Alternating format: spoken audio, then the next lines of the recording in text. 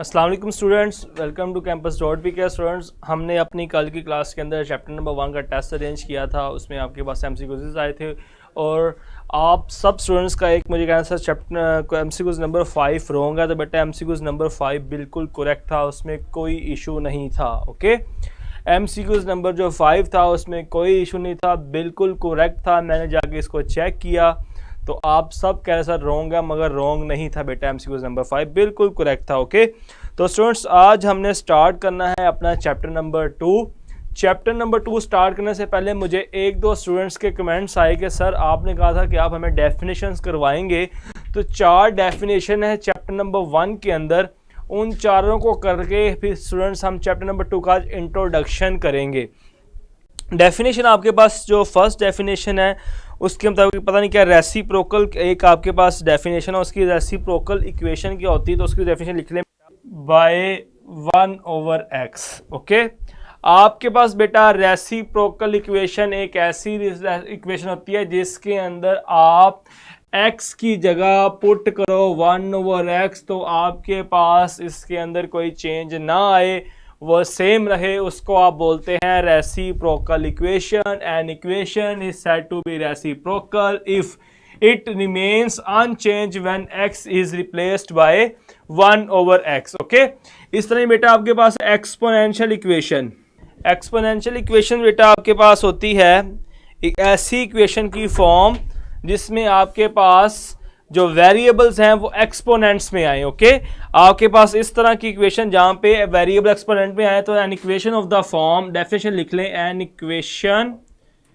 Of the form, an equation of the form in which variable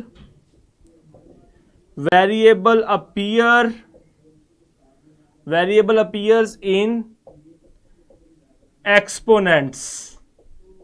तो आपके पास exponential equation कैसी equation होगी? ऐसी इक्वेशन जिनके वेरिएबल आपके पास एक्सपोनेंट की फॉर्म में आए। उसके बाद एक्सरसाइज में जो आपके पास डेफिनेशन है आपके पास रेडिकल इक्वेशन। पहली इक्वेशन बढ़ी हमने बेटा रेसिप्रोकल इक्वेशन। ऐसी इक्वेशन के अंदर आप x की जगह 1/x पुट कर दो तो आपके पास इक्वेशन में कोई चेंज ना आए आफ्टर सिंप्लीफिकेशन, उसको आप बोलते हो रेसिप्रोकल इक्वेशन। एक्सपोनेंशियल फॉर्म आपके पास होती है ऐसी फॉर्म जिसमें आपके पास वेरिएबल कहां पे आए?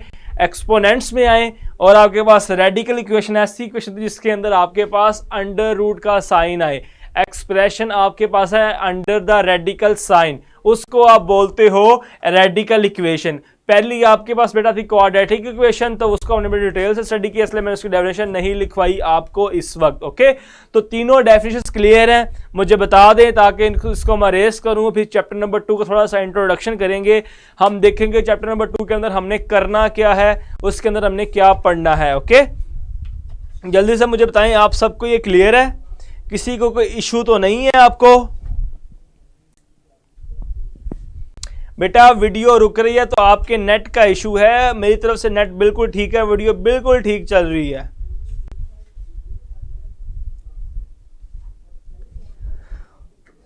बेटा रेसिप्रोकल इक्वेशन ऐसी इक्वेशन होती है जिसमें आप वेरिएबल x को रिप्लेस कर दो 1/x से, तो आपके पास उसमें कोई चेंज ना आए, तो वो आपके पास होती है रेसिप्रोकल इक्वेशन।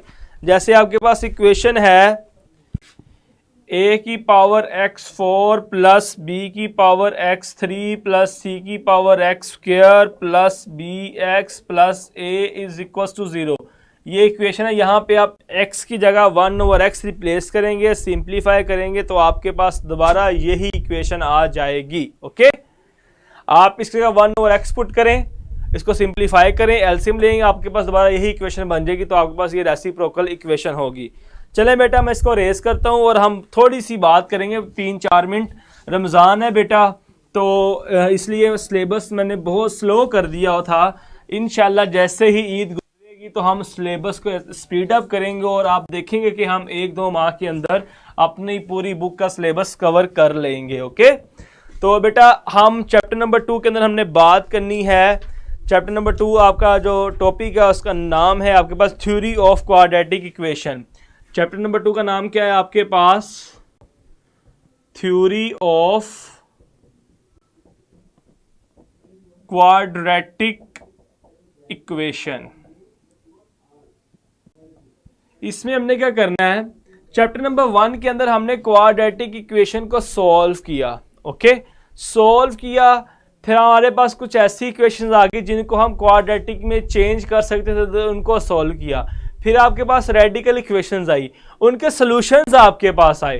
तो अब याद ये है कि हम इक्वेशन को देख के बताएं कि इसका सॉल्यूशन आपके पास किस तरह का आएगा। एक तो है ना, आप सॉल्यूशन निकालते हो फिर देखते हो सॉल्यूशन आपके पास क्या है, रियल नंबर आया है, रैशनल नंबर आया है, इक्वल आया है, दोनों के आंसर आपके पास इक्वल आया है, सॉल्यूशन में आता है या नहीं आता है। तो बेटा क्या क्या होगा, थ्योरी ऑफ क्वाड्रेटिक इक्वेशन देखेंगे आप, आपके पास इक्वेशन मौजूद हो तो आप बताओ कि उसका जो सॉल्यूशन है वो रैशनल है, इरैशनल है, रैशनल है, इरैशनल है, रियल है, अनइक्वल है, इक्वल है, कंप्लीट स्क्वायर है, कंप्लीट स्क्वायर है।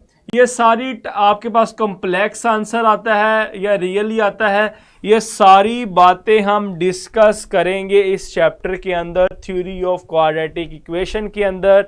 इसकी जो पहली एक्सरसाइज होगी सारी की सारी इन बातों पे बेस करेगी। रैशनल क्या है, इरैशनल क्या है, रियल क्या है, अनइक्वल क्या है, इक्वल क्या है, कंप्लीट स्क्वायर क्या है, कॉम्प्लेक्स क्या है। जो आपके पास इक्वेशन है उसका सॉल्यूशन किस तरह का आएगा, उसको वो आपके पास टर्म में बेटा डिस्क्रिमिनेंट, डिस्क्रिमिनेंट आपको बताता है कि आपके पास जो इक्वेशन है क्वाड्रेटिक उसका सॉल्यूशन किस तरह का आएगा।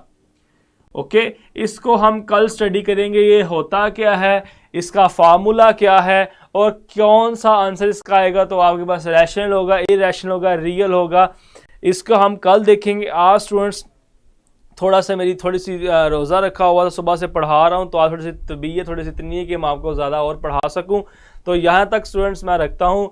हमने थ्योरी ऑफ क्वाड्रेटिक इक्वेशन के अंदर क्या करना है, हमने जो रूट्स आते हैं उनके नेचर को देखना है। नेचर ऑफ रूट्स, आप ये अच्छा नाम ज़हन में आ गया है, नेचर ऑफ रूट्स को डिस्कस करना है। हमने क्या करना है मेरे बेटा, नेचर ऑफ, इसके अंदर हमने नेचर ऑफ रूट्स को डिस्कस करना है कि आपके पास जो क्वाड्रेटिक इक्वेशन है उसका रूट कौन सा आता है, रैशनल आता है, इरैशनल आता है, रियल आता है, इनइक्वल आता है, इक्वल आता है, क्या आता है, इसको हम देखेंगे और फिर हम आगे इसको मूव करेंगे। ओके, तो स्टूडेंट्स आज का लेक्चर मैं यहीं तक रखता हूँ, इंशाल्लाह कल हम इसको प्रॉपरली स्टार्ट करेंगे। तो मुझे बताएं आज के दिन कोई इशू तो नहीं है आपको, लेक्चर के अंदर आपको डेफिनेशन समझ आ गई है, डेफिनेशन?